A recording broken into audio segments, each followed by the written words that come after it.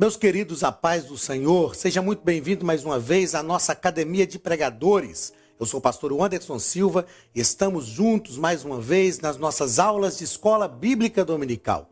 Estamos estudando as lições do quarto trimestre de 2019, lições comentadas pelo pastor Osiel Gomes e, para a glória do nome de Jesus, muito bem comentadas. Estamos tratando sobre o governo divino em mãos humanas, a liderança do povo de Deus a partir dos livros de Samuel, 1º e 2º Samuel. Só retomando algo que nós falamos na primeira aula, o livro de Crônicas tem uma característica sacerdotal, o livro de Reis tem uma característica profética e os livros de Samuel têm uma característica real. Então, nos livros de Crônicas, o chamado de Deus, os vocacionados por Deus têm uma visão, uma ação sacerdotal, né, mediadora entre Deus e o povo. Nos livros de Reis, os chamados por Deus, escolhidos por Deus, têm uma ação profética, são a voz, o representante de Deus no meio da nação. E nos livros de Samuel, os vocacionados por Deus são líderes que estão sob a liderança, sob a ordem de Deus, pela égide do Senhor, estão liderando o povo de Deus a fim de promover uma nação justa, a fim de promover uma nação que exerça o chamado de Deus no dia a dia, na sua vida cotidiana. Seja muito bem-vindo mais uma vez à nossa EBD Online. Estudaremos nessa aula a lição de número 5. Vamos à lição de número 5 do dia 3 de novembro de 2019. O título da nossa lição é A Instituição da Monarquia em Israel. Nesta lição, nós aprenderemos que não era, pelo menos neste momento em que o povo pede um rei, não era o desejo de Deus que o povo tivesse um rei. O livro de Samuel vai nos mostrar essa transição da teocracia para a monarquia. A teocracia vem de dois termos gregos, xeos, que é Deus, mas cracia, que é governo, então governo de Deus. O livro de Samuel e sobre a liderança do profeta Samuel ocorre essa transição da teocracia para a monarquia, onde um monarca está governando, onde as leis emanam de um líder. Nós entendemos que não era o desejo de Deus, pelo menos neste momento, que isso acontecesse. O povo pediu um rei, Deus deu para eles um rei. Entretanto, a monarquia em Israel é o que nós chamamos de monarquia teocrática. Por que uma monarquia teocrática? Porque através do povo de Israel, quero deixar isso aqui bem claro, é uma monarquia teocrática. Monarquia, vamos ver se dá para entender ali, ó, monarquia teocrática. Teocrática. Monarquia teocrática. Porque não obstante ser um monarca, não obstante ser um rei que está reinando, ele está fazendo isso debaixo da ordem de Deus. Então a monarquia judaica é sempre uma monarquia teocrática. O que nós vamos entender nessa lição é essa instituição dessa monarquia. E eu sempre digo, repito, neste momento pelo menos, a monarquia não era um desejo de Deus para Israel. Não era um desejo, ou seja, vontade decretiva, mas foi uma vontade permissiva. Deus permitiu que o povo de Israel tivesse um rei conforme aquilo que eles estavam pedindo, e Deus deu a eles um rei que seria aceito pelo coração do povo, da maneira como o povo estava naquele momento. Nós trataremos dessas coisas durante esta nossa quinta aula. Vamos ao texto áureo da nossa lição. O texto áureo está em 1 Samuel, capítulo 8, versículos 4 e 5. Então, todos os anciãos de Israel se congregaram e vieram a Samuel a Ramá e disseram-lhe: Eis que já estás velho, e os teus filhos não andam pelos teus caminhos. Constitui-nos, pois, agora um rei sobre nós, para que ele nos julgue como o tem todas as nações. Então, os anciãos, que eram os conselheiros de Israel, vão até Samuel. Por que que eles vão até Samuel? Eles vão motivados, porque os filhos de Samuel não seguiram seus caminhos. Ó. Os teus filhos não andam pelos teus caminhos. Então, não obstante os filhos de Samuel não se degenerarem tanto quanto os filhos de Eli, nós percebemos que os filhos de Samuel também não seguiram os seus passos. Samuel já estava velho, os anciãos estão percebendo então que eles vão ficar sem uma liderança, e a gente vai ver a verdade disso quando Saul assume a liderança e guerreia contra os amalequitas, né? Nós vamos perceber isso, vence os seus primeiros inimigos. Então, os anciãos estão percebendo que o povo vai ficar sem liderança e eles pedem um rei. Vamos à verdade prática da nossa lição. Antes de tomar uma decisão, o crente precisa buscar a orientação de Deus para que não venha sofrer dolorosas consequências. Nós já tratamos aqui que não era, pelo menos neste momento, a vontade de Deus que o povo tivesse um rei. E nós aprendemos com isso que é preciso buscar a orientação de Deus em todas as coisas. Nas coisas mais simples da vida, nós precisamos buscar a orientação de Deus. Porque se nós seguimos a orientação de Deus, nós não sofreremos consequências dolorosas. Às vezes, eu digo que nós precisamos aprender a buscar as consequências, buscar a orientação de Deus nas coisas mais simples da vida. Por exemplo, vou comprar um carro. Eu já tenho dinheiro, Deus já direcionou, já abriu a porta. Qual a dificuldade de pedir a orientação de Deus? Deus, o que carro o Senhor quer que eu compre? Me ajude a escolher, não pautado na vaidade. Me ajude a escolher pautado naquilo que é bom, para que o teu nome seja glorificado. Meus queridos, nós precisamos entender isto. Precisamos fazer com que o nome do Senhor seja glorificado em tudo. Paulo ensinou isso. Ele disse, olha, fazei tudo para a glória de Deus, quer comais, quer bebais, ou façais qualquer outra coisa, fazei tudo para a glória de Deus. Quando nós nos preocupamos e entendemos que todas as decisões que nós tomamos são decisões para glorificar o nome do Senhor Jesus, nós consultamos a Deus, buscamos a orientação de Deus. Então temos uma chance muito maior de acertarmos e de fazermos conforme aquilo que Deus quer. Vamos ao ponto central da nossa lição. O crente deve pedir direção a Deus para tomar qualquer decisão. Pedir direção a Deus para tomar qualquer decisão. Eu sei que tem coisas na nossa vida que aparentemente Deus já deixou a gente decidir do jeito que a gente quer. Mas quando nós pedimos decisão a Deus para tomar qualquer decisão, nós declaramos para Deus a nossa dependência. É lógico que quando eu digo que nós declaramos para Deus a nossa dependência, eu digo isso em termos humanos. Mas nós mostramos para Deus que somos inteiramente dependentes dele em tudo, em todas as coisas que nós fazemos, em tudo o que nós planejamos. Vamos aos objetivos da nossa lição. Objetivo geral, mostrar que para tomar decisões, o crente deve pedir orientação a Deus. O povo de Israel tomou a decisão sem pedir orientação a Deus e sofreu as consequências por isso. Então, o objetivo geral da nossa lição é esse. Os objetivos específicos: conceituar a monarquia judaica, explicitar a escolha de Saul como rei.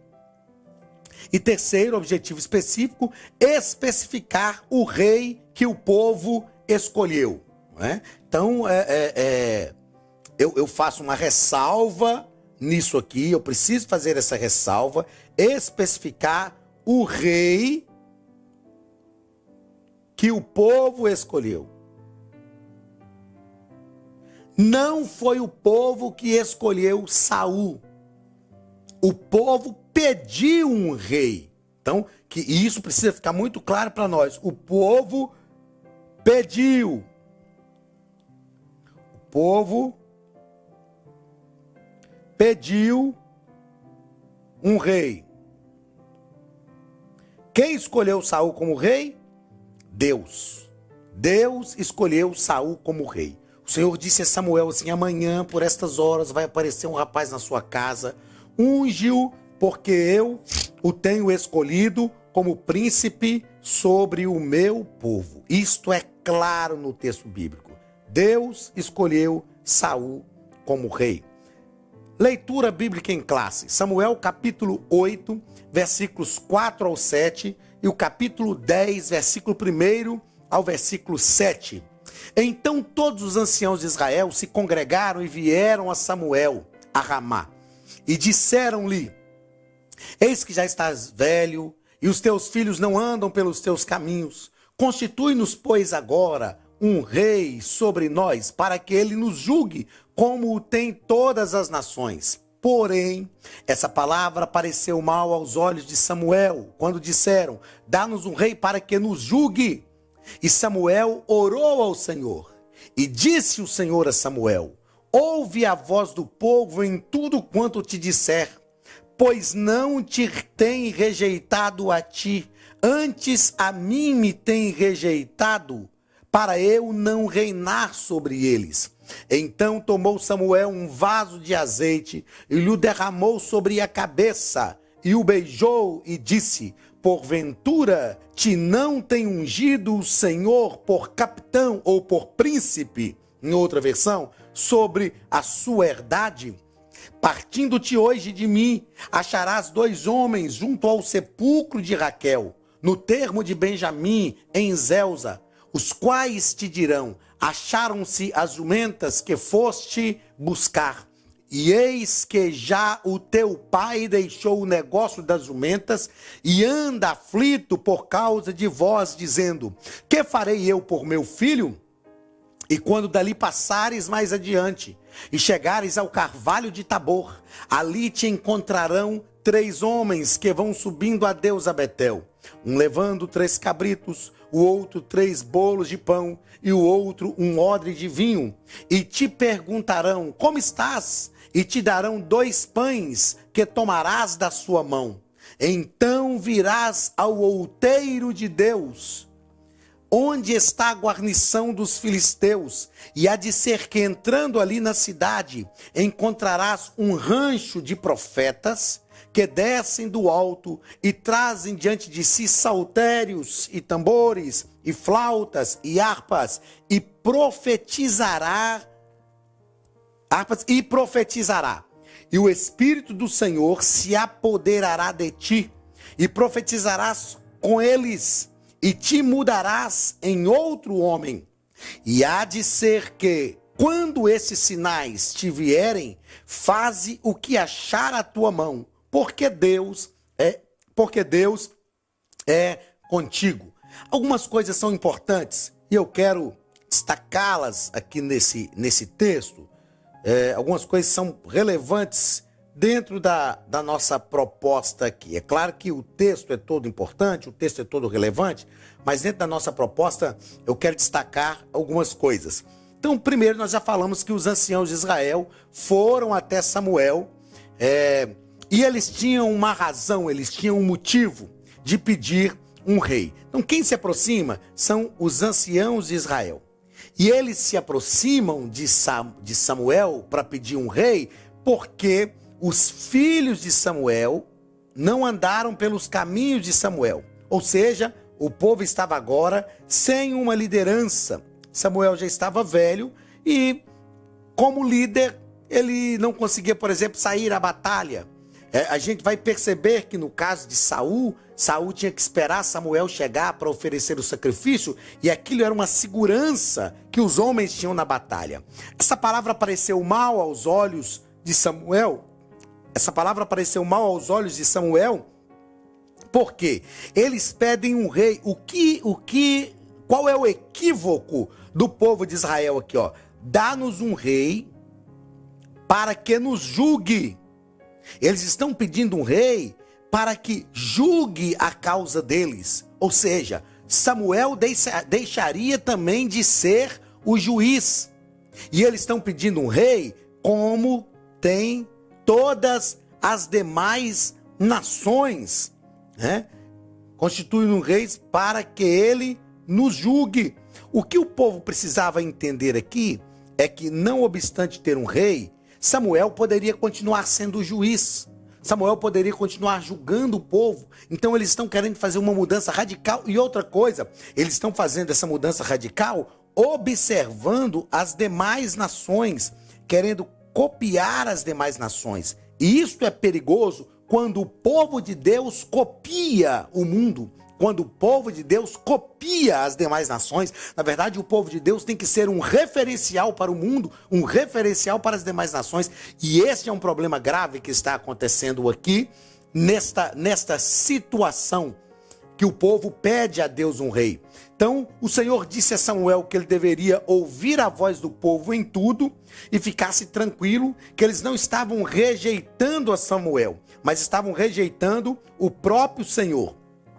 Dentro do texto do capítulo 10, quando Saul é ungido como rei, nós temos algumas coisas também muito relevantes a serem observadas no texto. Samuel tomou o vaso de azeite, derramou sobre a cabeça de Saul. Samuel beijou Saul, ou seja, demonstrando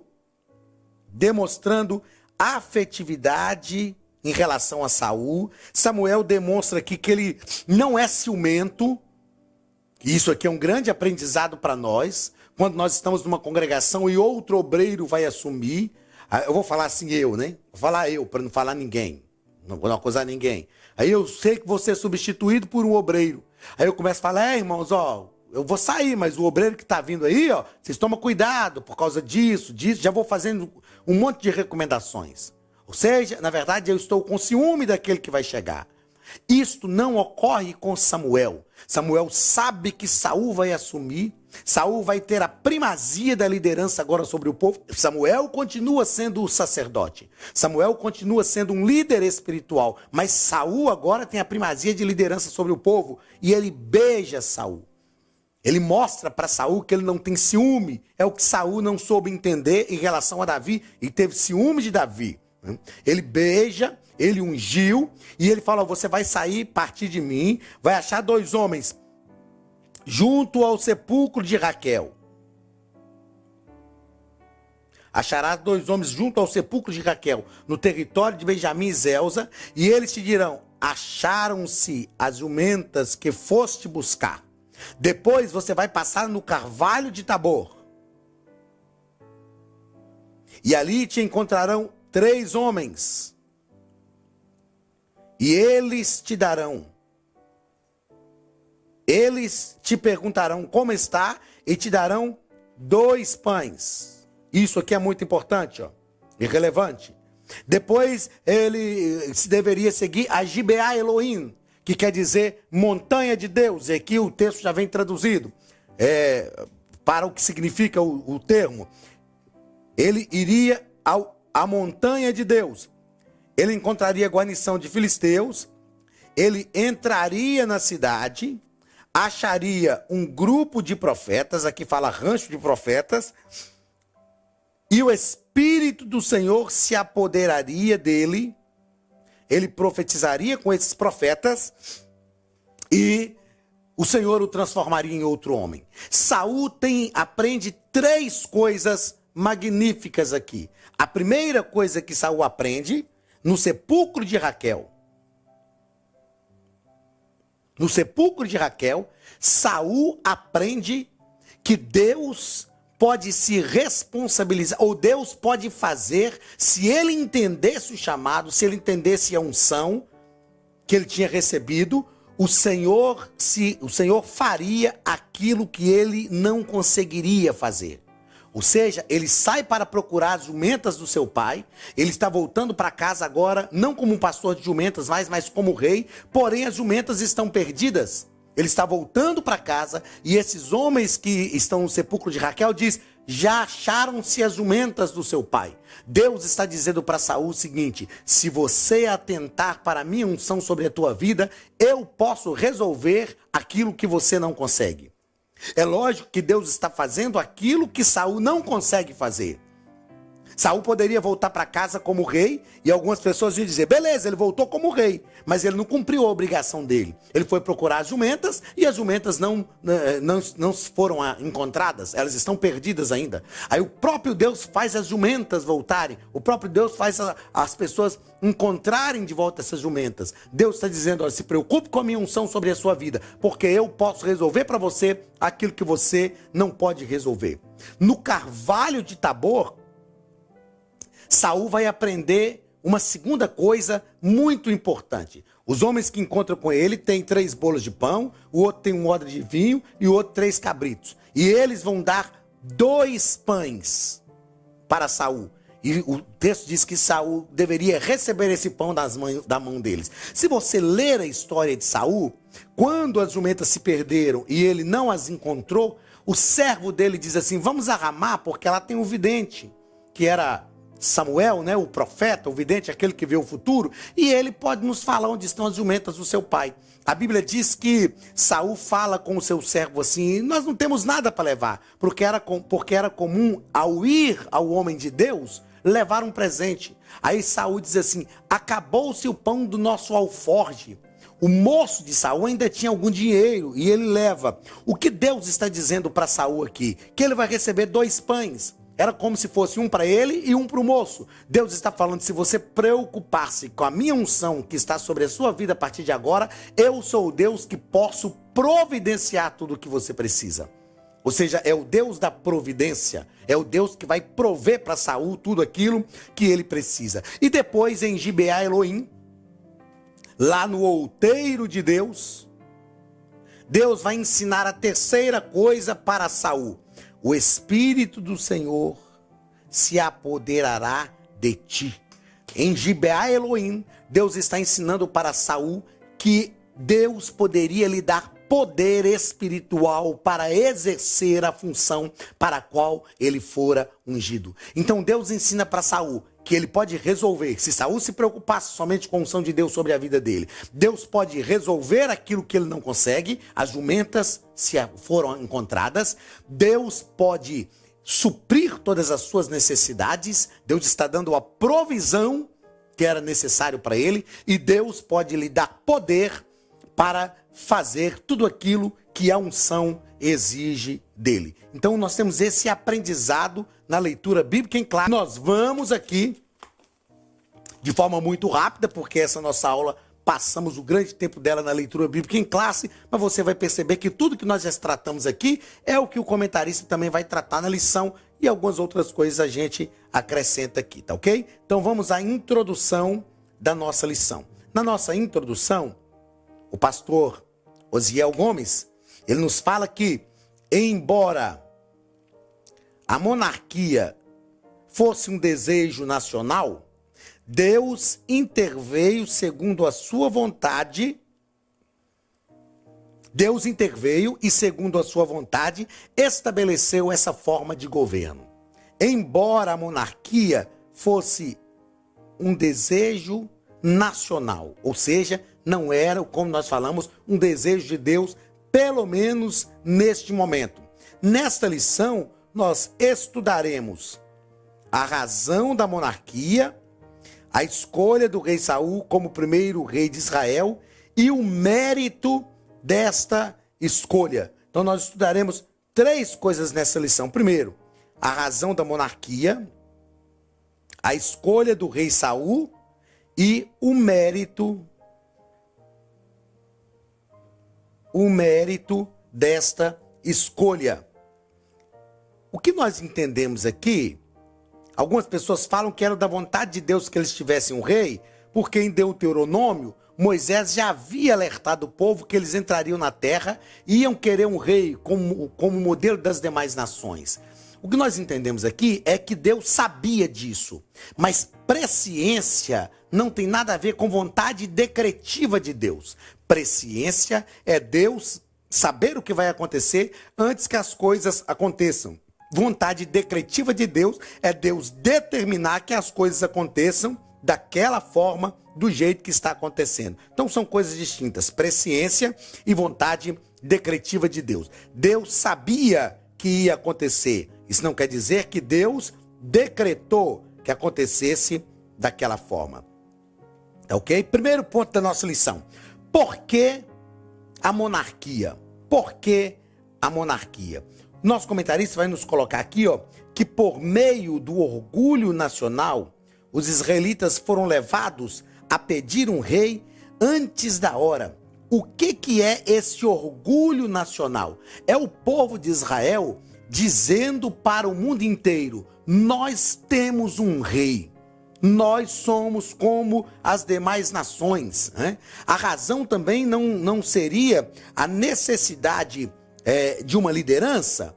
É só realmente esse orgulho nacional? Ou o povo está pedindo também uma liderança? Sem dúvida nenhuma, como nós já abordamos, o povo estava sem uma liderança. Os filhos de Samuel não tinham seguido seus passos. Então esta falta de liderança leva também o povo a pedir um rei. Esse sentimento de orgulho nacional, ele existe. É como se Israel estivesse dizendo, como nação, nós somos tão bons quanto vocês. Aliás, somos melhores porque temos um rei agora e a terra é nossa, vamos conquistá-la. Enfim, isso é o orgulho nacional. Mas há também aqui a carência de um líder. Ainda dentro desse primeiro ponto, o nosso comentarista, ele nos coloca aqui, que os israelitas escolheram uma política meramente humana, fugindo de sua vocação sacerdotal e profética. Percebam que essa vocação sacerdotal e profética é aquilo que repousava sobre Samuel. Samuel era profeta, Samuel era juiz e Samuel era sacerdote. Então o que o povo está rejeitando aqui? Essa vocação sacerdotal e profética. O povo está escolhendo somente uma política meramente humana. Eles querem somente o rei. Deus está governando sobre eles porque é a teocracia. Mas eles estão fugindo de uma política com uma vocação sacerdotal e profética e escolhendo uma política meramente humana. É um perigo quando o povo de Deus deixa a sua verdadeira vocação para limitar-se a instituições terrenas. Meus queridos, uma coisa que nós precisamos aprender é que, como povo de Deus, nós somos diferentes. Somos chamados por Deus para fazer a diferença. Sem dúvida nenhuma, nós temos uma ação política também. Nós temos que gerir.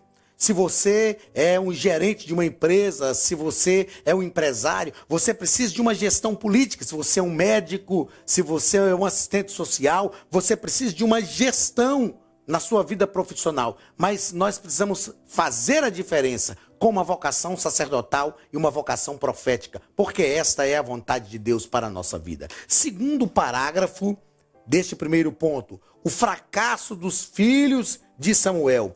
Infelizmente, os filhos de Samuel fracassaram, como nós já tratamos aqui. Infelizmente, os filhos de Samuel não entenderam a sua vocação, mesmo não sendo perversos como os filhos de Eli, infelizmente eles fracassaram. Né? E aí nós temos algumas questões que são relevantes e que o pastor Osiel Gomes nos coloca aqui. Às vezes as pessoas criticam muito sobre um filho de pastor ser pastor. E biblicamente, não há problema em um filho de pastor ser pastor. Entretanto, isso não pode se dar por conta do amor paternal, mas por uma vocação confirmada por Deus e confirmada pela Igreja de Cristo. Nós temos, por exemplo, aqui na Academia de Pregadores, nós temos alguns pastores que são filhos de pastores. Temos professores que são pastores e são filhos de pastores. Mas são filhos de pastores porque têm um ministério confirmado por Deus. Eu falo que é o desejo de todo pai que o seu legado fique para o seu filho e o filho o substitua. É um desejo de todo pai que isso aconteça. Agora, isso tem que acontecer debaixo de uma ordem de Deus, liderados pelo Espírito de Deus e chamados vocacionalmente por Deus. Terceiro parágrafo do primeiro ponto: rejeitando os planos de Deus. Israel rejeitou o plano de Deus, e nós aprendemos que Deus é onisciente, ele sabia que esse momento chegaria. Assim, no tempo certo, o próprio Deus daria um rei com as qualidades necessárias. Entendemos que é preciso seguir essa diretriz no processo de sucessão de líderes e não podemos perder a perspectiva de que Deus é que dá líderes à sua igreja. Como já falamos aqui, esse momento de ter um rei poderia chegar, poderia acontecer futuramente, poderia. Só que o povo de Israel pediu esse rei antes da hora, fora do tempo e fora da direção de Deus. É preciso acreditar que Deus dá líderes à sua igreja. Segundo ponto da nossa lição vai tratar sobre a escolha de Saul como rei. Por que Saul foi escolhido como rei? O rei Saul foi ungido pela soberania da vontade de Deus. Ele foi escolhido por Deus. Deus escolheu Saul. O povo pediu um rei, fora do momento, fora da vontade de Deus. Mas Deus falou com Samuel: amanhã, por estas horas, vai aparecer um rapaz na sua casa, unge-o, porque eu o tenho escolhido como príncipe sobre o meu povo. Então Saul foi ungido pela soberania da vontade de Deus. Segundo parágrafo, a unção de Saul por Samuel. Samuel o beijou, como nós falamos, sobre um sinal de afeição e admiração pessoal, e a cerimônia de unção simbolizava a investidura divina para o exercício do cargo. Como já falamos, Samuel, ao beijar Saul, demonstra que ele não era ciumento, como o próprio Saul se demonstrou depois, né? O próprio Saul manifestou depois um grande ciúme, mas ele tinha uma admiração pessoal. E essa cerimônia simbolizava, sem dúvida nenhuma, essa investidura divina. A unção no Antigo Testamento, nós já tratamos disso, fala de uma escolha. Então Deus estava escolhendo Saul para este tempo. Terceiro parágrafo deste segundo ponto: os sinais da confirmação da unção. Nós já tratamos isso aqui, ó. Saul encontra, o nosso comentarista coloca aqui, Saul encontra as jumentas de seu pai. E, na verdade, ele coloca aqui que Saul encontrou essas jumentas, mas não foi Saul que as encontrou. As jumentas foram encontradas dentro daquela perspectiva que nós tratamos, que Deus está mostrando para Saul que Deus poderia resolver aquilo que ele não conseguiria resolver. Ele encontrou com os 3 homens do Monte Tabor, nós já tratamos disso aqui, recebeu 2 bolos de pão, e Deus estava mostrando para ele que Deus era capaz de sustentá-lo, e ele teve também a capacidade de profetizar pelo Espírito de Deus. Saul não encontra as jumentas, mas as jumentas voltam para casa, outros servos as encontraram. Eu acredito que elas voltaram num lugar que elas conseguiram ser encontradas pelos servos da casa, e esses eram sinais da confirmação da unção de Deus sobre a vida de Saul. Terceiro ponto da nossa lição: o rei que o povo escolheu. E aqui eu faço novamente essa ressalva: não foi o povo que escolheu. Em 1 Samuel,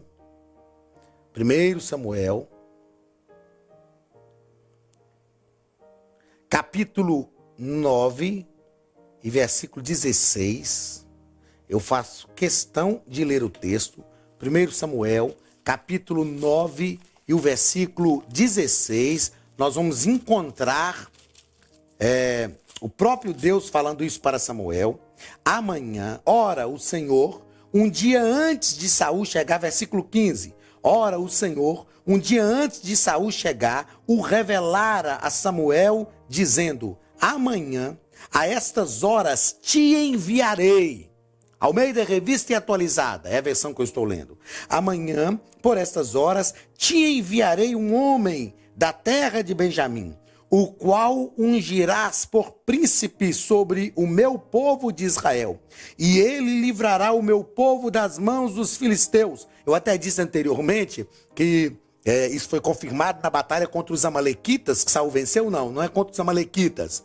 Faça aqui uma correção. É contra os filisteus. Saul venceu os filisteus. Os amalequitas, Saul deixou de cumprir a ordem de Deus, como Deus tinha ordenado de matar todos os amalequitas e não levar nada. Então, ele livrará o meu povo das mãos dos filisteus, porque atentei para o meu povo, pois o seu clamor chegou a mim. Então, 1 Samuel capítulo 9, versículos 15 e 16, façamos aqui a correção, versículos 15 e 16, mostra que não foi o povo que escolheu o rei, mas Saul foi escolhido pelo próprio Deus. Nós temos aqui algo que o pastor Osiel Gomes nos coloca aqui de forma magnífica. Eu já disse na aula anterior que eu até o parabenizei, né? Humildemente, sem dúvida, porque é só um reconhecimento. O parabenizei no grupo nosso de professores da Academia de Pregadores pelos comentários. Ele coloca que Saul era o candidato que enchia os olhos. Fisicamente era um homem notável. O povo não via nada além de aparência humana. Quando nós olhamos para Saul, surge uma pergunta em nosso coração. A gente sabe que Saul não era o rei que tinha coração de rei, mas tinha aparência de rei. Só que não foi o povo que escolheu, foi Deus que escolheu. Agora, por que Deus escolhe um rei dessa forma? Por que Deus escolhe um rei que enchia os olhos, que fisicamente era um homem notável? O povo não via nada além dessa aparência humana. Deus dá ao povo um rei conforme Deus sabia que o coração deles aceitaria. O que nós queremos explicar e tirar de lição aqui para a nossa vida? O povo está pedindo um rei fora da hora. Não é a vontade de Deus. E Deus vai dar um rei porque o povo está pedindo. Só que se Deus desse para eles um rei como Davi, por exemplo, que era um menino, neste momento, eles não aceitariam, porque eles estão querendo um líder para a batalha. Então o rei que Deus dá é o rei Saul. A Bíblia diz que do ombro para cima não havia ninguém mais alto do que ele, mais belo do que ele. Então Deus sabe que ao dar este rei, mesmo na sua presciência, sabendo que Saul traria problemas depois, mas seria o rei que o povo aceitaria. Davi não é o rei segundo o coração de Deus, ele é o homem segundo o coração de Deus. Isso é muito mais amplo, isso é muito maior. Deus está dando um rei conforme o coração do povo vai conceber. Deus sabe dos problemas que Saul vai trazer depois. Porém, Deus dá a Saul a oportunidade de fazer diferente. E Deus dá também ao povo um rei conforme eles queriam, para mostrar que eles estavam fora da direção de Deus. Vamos então ao segundo parágrafo desse terceiro ponto. Os direitos do novo rei. Quais eram esses direitos? O próprio Samuel vai mostrar para o povo quais eram os direitos do novo rei. Essas exigências descritas por Samuel faziam parte do novo sistema político, né? Que o povo tanto desejava, que era um padrão das nações gentílicas. Então o povo está dizendo: vocês querem um rei? Se não estão aliás, Samuel está dizendo: vocês querem um rei? Não estão satisfeitos com Deus reinando sobre a vida de vocês? Mas tem um preço a pagar. E ainda assim o povo aceita. É incrível como muitas vezes, mesmo sabendo que o preço a pagar é alto, nós preferimos andar num caminho que Deus não quer que nós trilhamos, do que andar no caminho que Deus quer que nós trilhemos, e é um caminho de bênção para a nossa vida. Terceiro parágrafo, o novo sistema político e o aspecto teológico. Primeiro aspecto teológico, o Senhor não se afastaria da nação de Israel. Eu anotei aqui na lição que o pai não abandona o filho devido aos erros. O pai de verdade que ama o filho, ele corrige, ele disciplina o filho, mas ele não abandona o filho por causa dos erros que o filho comete. Deus não abandonaria a nação. A promessa de Deus é sempre maior do que os erros que a nação comete. Então é um novo sistema político que eles vão viver, mas Deus estará ali ao lado do povo, porque Deus não vai abandoná-los. Neste novo modelo, a liderança seria centralizada na pessoa do rei. Porém, os sacerdotes e os profetas representariam o governo de Deus, representaria Deus para o governo monárquico. Assim, o Altíssimo conduziria o seu povo pela história. Então nós temos, neste novo modelo, nesse novo sistema político, na vida de Israel, nós temos uma liderança centralizada na pessoa do rei, mas nós temos como representantes de Deus o sacerdote e o profeta. E essas três pessoas serão direcionadas por Deus, porque o próprio Deus continua conduzindo o seu povo pela história. Então não é porque a monarquia chega que Deus abandona. O povo pede um rei, Deus dá a eles o rei. A liderança política está centralizada na pessoa do rei, mas a liderança espiritual ainda está sobre o sacerdote e o profeta. E através dessa liderança espiritual e liderança política, Deus conduziria o seu povo pela história.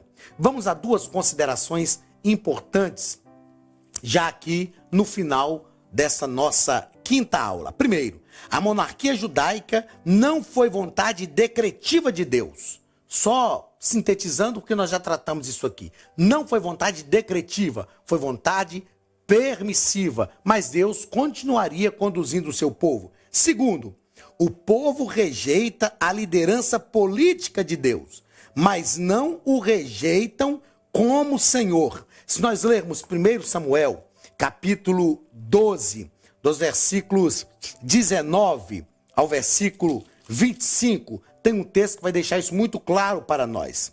1 Samuel, capítulo 12, do versículo 19 ao versículo 25. Todo o povo disse a Samuel. Aliás, nesse texto, Samuel está fazendo uma avaliação da sua liderança sobre o povo. E o povo vai dizer a Samuel que ele nunca foi infiel, que ele foi justo com o povo. E aí todo o povo disse a Samuel: roga pelos seus servos ao Senhor teu Deus, para que não venhamos a morrer, porque a todos os nossos pecados acrescentamos o mal de pedir para nós um rei. Então disse Samuel ao povo: não temais, tendes cometido todo este mal. No entanto, não vos desvieis de seguir o Senhor, mas servi ao Senhor de todo o vosso coração. Não vos desvieis, pois seguiríeis coisas vãs, que nada aproveitam, e tampouco vos podem livrar, porque vaidade são. Pois o Senhor, por causa do seu grande nome, não desamparará o seu povo, porque aprouve ao Senhor fazer-vos o seu povo. Quanto a mim, longe de mim que eu peque contra o Senhor, deixando de orar por vós, antes vos ensinarei o caminho bom e direito. Tão somente, pois, temei ao Senhor e servi-o fielmente de todo o vosso coração, pois vede quão grandes coisas vos fez. Se, porém, perseverardes em fazer o mal, perecereis, tanto vós como o vosso rei. O que nós aprendemos com isso, queridos? Que o povo rejeita a Deus como uma liderança política. Eles querem um rei. É o que está escrito aqui. Eles querem um rei.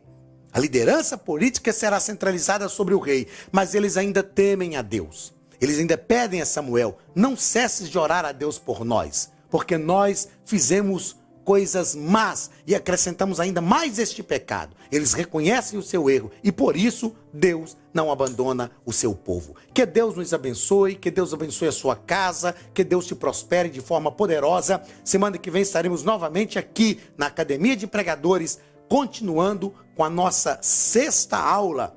E eu aguardo você. Receba o abraço da Academia de Pregadores e do pastor Anderson Silva, em nome de Jesus.